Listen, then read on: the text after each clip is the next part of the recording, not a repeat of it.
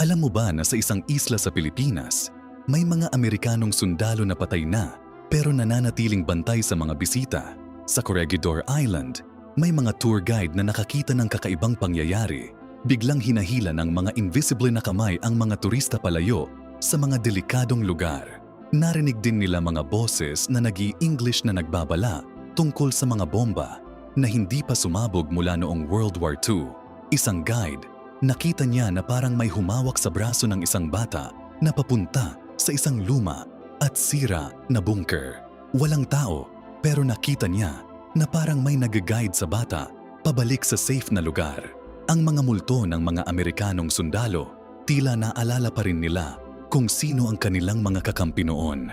Kaya hanggang ngayon, binabantayan pa rin nila ang mga Pilipino na bumibisita sa isla. Hindi sila nakakatakor na mga multo. Mga protektor sila na patuloy na nag-aalaga sa amin kahit matagal na silang namatay para sa aming kalayaan.